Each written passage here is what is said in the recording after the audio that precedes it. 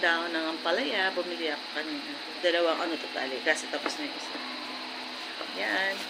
So, may kwento ako today, guys. Wala lang. Gusto ko lang i-share sa inyo yung yung kwento ko. Nag-work pa ako sa, kung kilala nyo yung Novo jeans and shirt, ganun, dito sa may Angeles. Tapos, di syempre baguhan lang ako, no? Tsaka fresh pa ang girl. Fresh pa ang babaeng Latina ito. No? Tapos, sabi nung kasama ko, okay, can I mention? O, sige na, i-mention ko na para naman alam nyo. O, yun niya sa akin, niligawan daw ako ng kaibigan niya. So, ang kaibigan niya, dati rin nag-work doon. Dati siyang security guard sa Novo. Siya yun na nga. Ito yung kwento. Di niligawan ako. Di pumayag ako. Maarot ang girl. O yun, pumayag ako. Tapos, syempre, naging magjowa kami.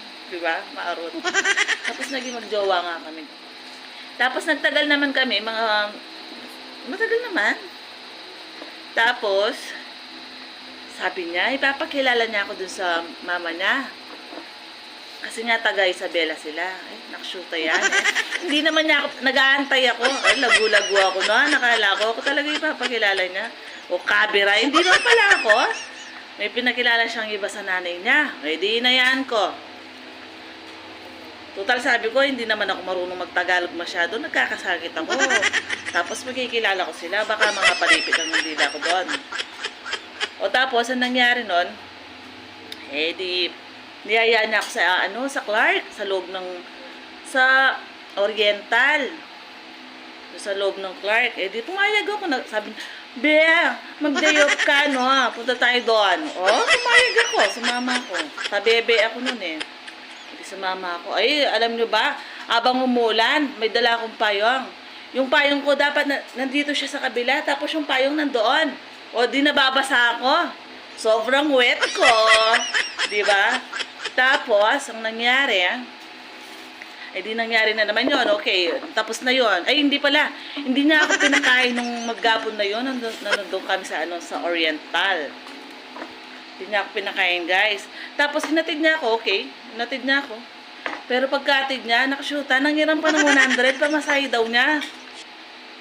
Hindi pala nung nasa Clark kami noon, sabi niya, Bea, pili ka na ng pabango, anong gusto mo? Di pumili ako. Siyempre, kinikilig ako, bibigyan niya akong ganon. Nakashoota, tapos pagkatid niya nga sa akin, nanghiram pa nga siyang 100. Diba, ang kapal ng fest. Di pinahiram ko.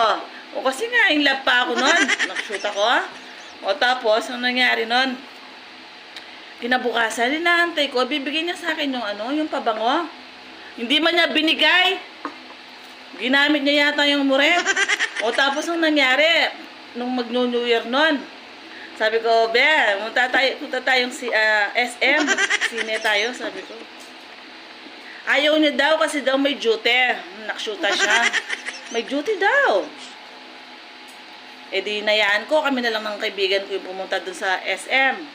Shout out, Sandra Soriaga. Ayun, yung kaibigan ko. Pumunta kami sa SM. Tapos bumili nga kami cellphone, yung ano ba yun? 1100. Basta ganun. Kasi buy one, take one.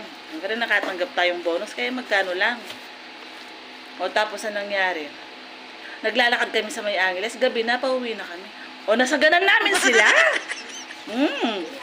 Tapos sabi ko, ba't kayo magkasama? Nanood kaming sine, napamunang makapal, diba? Sabi niya sa akin, nanood sila pinansin. Di ko na sila pinansin, dire-diretso kami. Pumunta kami ng simbahan ng kaibigan ko, nagsimba muna kami. Tapos pagka-uwi ko, naka-tricycle ako, nakita ko sila, galing sila sa amin, naglalakad silang dalawa. Siguro, gusto na nilang magpaalam na sila na lang. Inayaan ko, hindi ko sila pinansin, umalis na sila. Tapos kabira, naging sila nga mag-asawa. Nakshuta lang. Tapos nung nabuntis yung girl, nabuntis siya. Tapos, chinata ko ng boy. Sabi niya, daw ako ng nina. Nag-text yung babae sa akin. Sabi niya, loko ka lang, di mo. Lalandiyan yung asawa ko. Sabi niya sa akin, ang kapal ng face. Diba, sinong hindi nanggigiligit doon? Sige nga, sabihin niyo sa akin. Sige, comment down below. Makapal ba ang face ko? Face nila.